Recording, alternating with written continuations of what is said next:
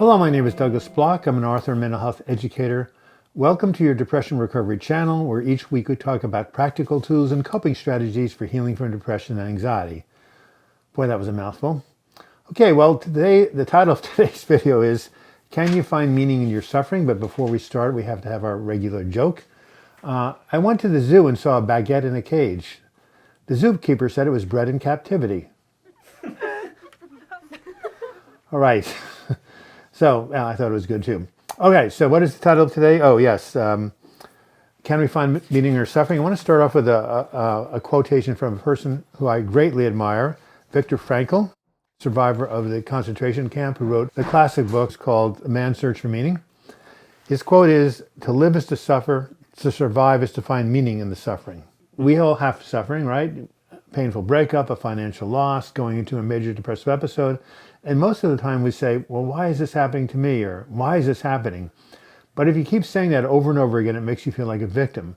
So a better question to ask is, what can I learn from this experience? Or can I find some meaning in this experience? Because human beings are experts at making meaning. And we'll see how we can do that in just a minute or two. In her book, classic book, Kitchen Table Wisdom, Rachel Naomi Remen, who's a physician, gave what I thought was the best definition of the purpose of life, or purpose in general, or the purpose of life. She said, the purpose of life is to grow in love and wisdom. I'll say it again. The purpose of life is to grow in love and wisdom. That covers about everything. So that means that all of our experiences, even the painful ones, we can learn something from it. I like what M. Scott Peck, the famous psychiatrist, said. All of our experiences in life are designed to make us more holy. So you see, there's a spiritual component to everything we go through, especially the things that are painful. I'd like to give you an example from my own life. During the winter of 1996-97, I suffered my worst depression. I wrote about it in my book, Healing from Depression. And when I finally emerged from this really horrible time, I found that the black cloud of depression had left unexpected gifts in its wake. And the first of these gifts was compassion. As a result of my ordeal, my empathy has deepened for all people who suffer, especially for those people who suffer from a mental illness. And as a result, I am less likely to judge other people.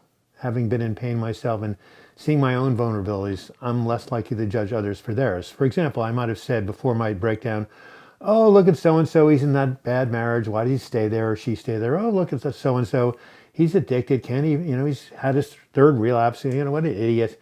Now I don't say that anymore when I see people suffering, even if they stumble once or twice or three times. What I say instead is, a friend, I know what it is like to be at the mercy of your demons. I bless you and pray that you too will find your way home.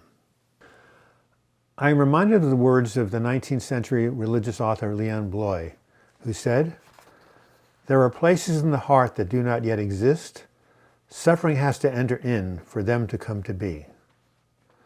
So if you're in the midst of a major depressive breakdown, a dark night of the soul, chronic illness, anything that causes you suffering, ask yourself, is there anything I'm learning right now through this suffering, anything I might be able to learn? If you can find that, it will make your pain more bearable.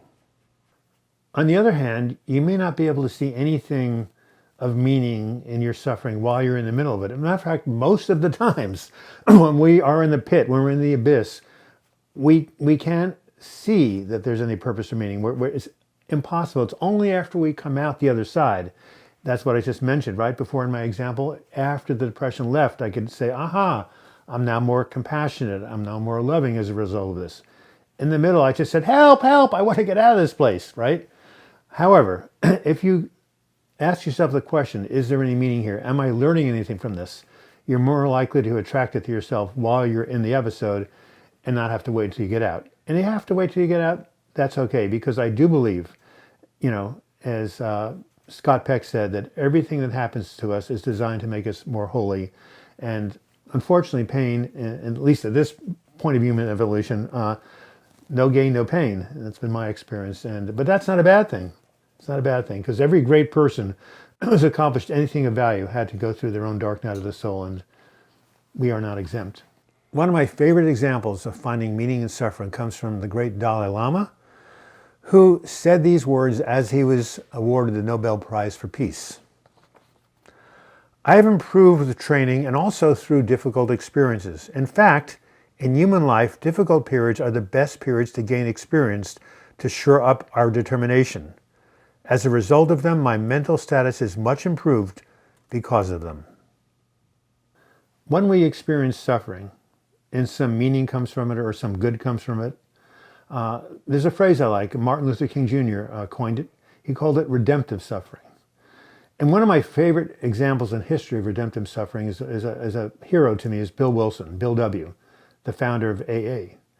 He was a successful stockbroker. Unfortunately, his father was an alcoholic. He had it in his genes. He promised he wasn't going to drink, but he got his first drink after World War I, and he was hooked.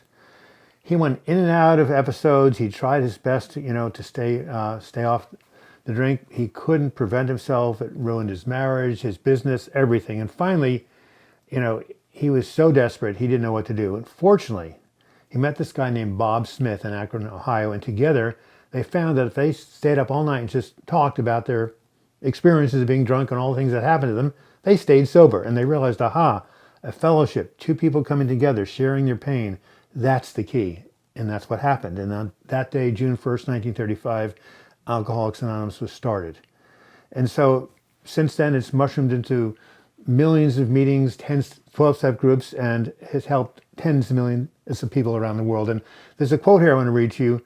I don't know where I got it from, but it is really, really beautiful. It says that the meaning of Bill W.'s suffering is this: because of his pain, others would not have to suffer as much. Because of his pain, others would not have to suffer as much. And that to me is the good that can come out of difficult experiences. Here's a final thought that was actually expressed by one of the viewers of my YouTube live video chat. And by the way, every Sunday at noon Pacific time, tune right in, come to this channel. You can click on the link and join us in our mental health support group. And she said, as bad as my anxiety and depression have been, they have given me a perspective I would not have had any other way. They have taught me about empathy and compassion. I now see that kindness is everywhere. There's a famous quote by Nietzsche, most of us have heard, what doesn't kill me makes me stronger. I would like to amend that to what doesn't kill me makes me wiser. You see that if we can learn from everything that happens to us, both pleasurable and painful, both good and bad, then we can fulfill Rachel Naomi Raymond's purpose of life, which is to grow in love and wisdom. This has been Douglas Bloch. Thank you for watching this video very much. I feel like very grateful to make these things. We're going on, when did I start this? November 2012. So this is 7.5 years. Joshin and Jerry have been with me for 7 of those years. So I'm grateful to have them. And if you like this video, give it a like.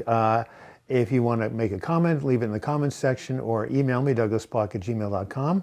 If you click on my picture in the closing credits, you can become a subscriber to this channel. And if you click on the bell to the right of the subscribe button, you'll be notified every time I make a new video or do a new live chat. And if you want to become a patron of this channel, simply click on the Patreon link and you'll be taken to my crowdfunding site where you can become a supporter. And until we meet again, I wish you the best in your mental health recovery, and I wish you the best in finding meaning in life. Thank you.